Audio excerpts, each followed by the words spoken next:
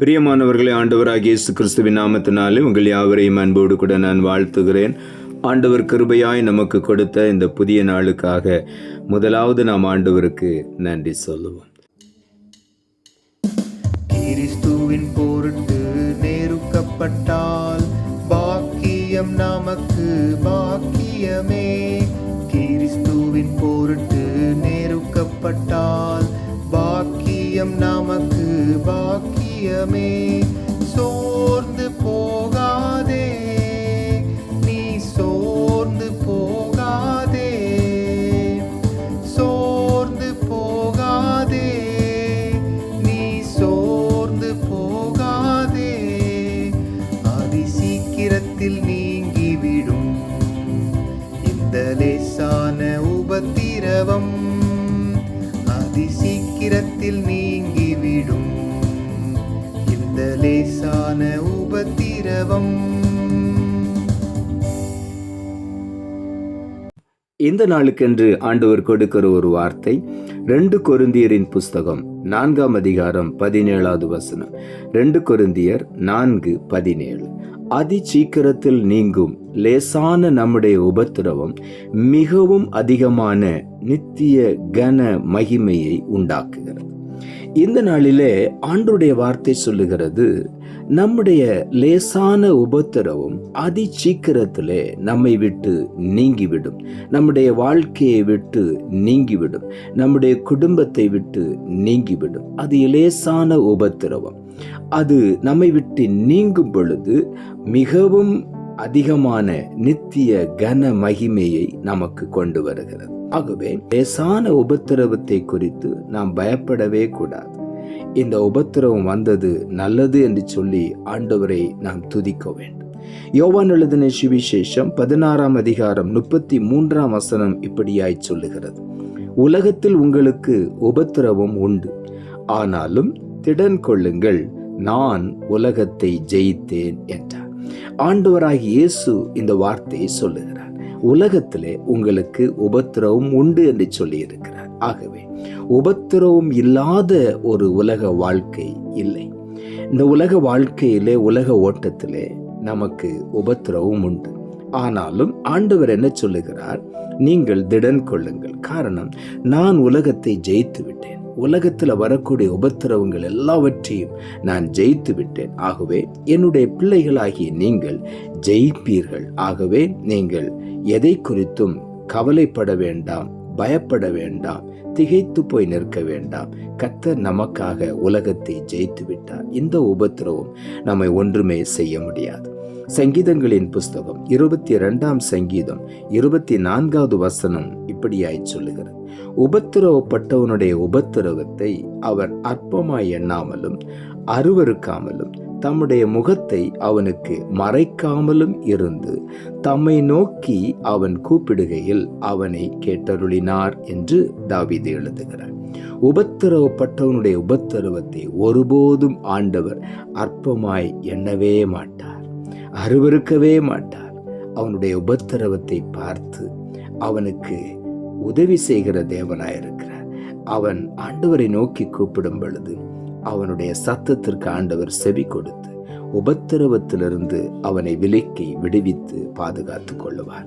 ரோமர் புஸ்தகம் 12ஆம் அதிகாரம் 12ஆம் வசனம் இப்படியாய் சொல்லுகிறது, நம்பிக்கையிலே சந்தோஷமாயிருங்கள், உபத்திரவத்திலே பொறுமையாயிருங்கள், ஜெபத்திலே உறுதியாய் தரித்திருங்கள். இங்கே ஆண்டவருடைய வார்த்தை சொல்லுகிறது, கர்த்தர் மேல் வைத்திருக்கிற நம்பிக்கையிலே நாம் எப்பொழுதும் சந்தோஷமாயிருக்க வேண்டும். சின்ன உபத்திரவங்கள் நமக்கு வரும் பொழுது நாம் கர்த்தர் மேல் வைத்திருக்கிற நம்பிக்கையிலே ஒருபோதும் நாம் சோர்ந்து போகக்கூடாது, உறுதியாயிருக்க வேண்டும்.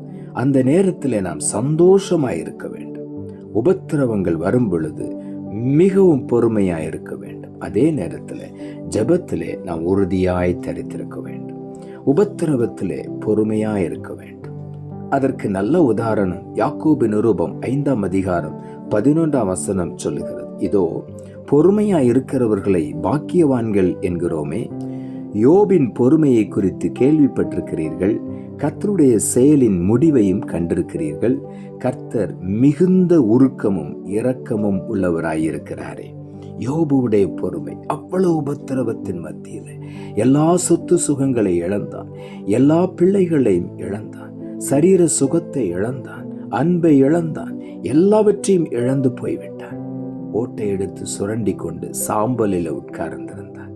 அந்த சூழ்நிலையில அவன் சொன்ன ஒரே ஒரு காரியம், நான் கர்த்தர் மேல் நம்பிக்கையா இருப்பேன். இந்த உபத்திரவத்தின் மத்தியிலே அவர் என்னை கொன்று போட்டாலும் அவர் மேல் நம்பிக்கையா இருப்பேன் என்று பக்தனாய் யோபு சொல்லுகிறார்.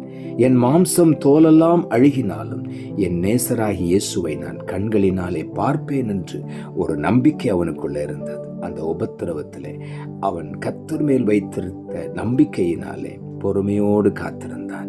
எப்படியும் இந்த உபத்திரவம் என்னை விட்டு விலகி போகும் என்று நம்பிக்கையோடு பொறுமையோடு காத்திருந்தான். ஆண்டவருடைய செயலின் முடிவை நாம் பார்த்திருக்கிறோம். எல்லா உபத்திரவத்திலிருந்தும் அவனை விடுதலையாக்கி அவனுக்கு தெய்வீக சுகத்தை கொடுத்து அவன் இழந்து போன எல்லாவற்றையும் 2 மடங்காக திரும்ப கொடுத்து அவனை ஆசீர்வதித்தார். அந்த உபத்திரவப்பட்டதுக்கு பிறகு அவன் 140 வருடங்கள் உயிரோடு இருந்து சந்ததிகளை பார்த்தான் என்று வேதம் சொல்லுகிறது. ஆகவே நாம் உபத்திரவப்பட்டது நல்லது.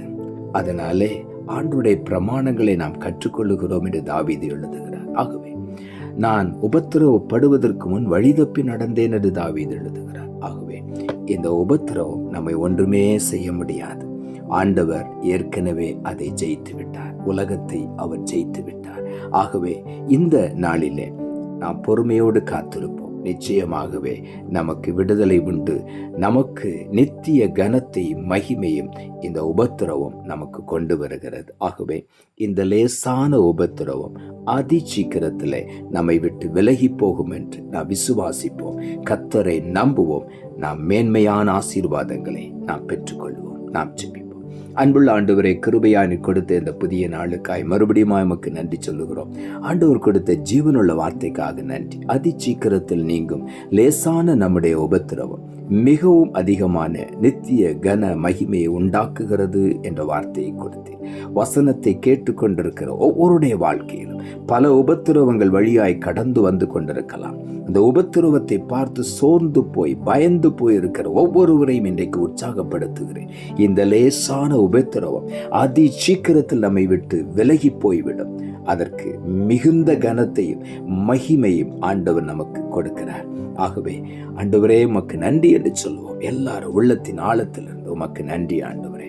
இந்த உபத்திரவத்தின் பின்பு எனக்கு நீர் வைத்திருக்கிற நித்திய அழிவில்லாத கனம் மகிமைக்காக உமக்கு நன்றி சொல்லுகிறோம். ஒவ்வொருவரும் அதை பெற்றுக்கொள்ள போகிறபடியினால் உமக்கு நன்றி. ஒவ்வொருவரை கனப்படுத்தி மேன்மைப்படுத்தி உயர்த்தி ஆசீர்வதிக்க போகிறபடினால் நன்றி தாழ்த்துகிறோம். இரட்சகர் இயேசுவின் நாமத்தில் ஜெபிக்கிறோம் நல்ல பிதாவே, ஆமென்.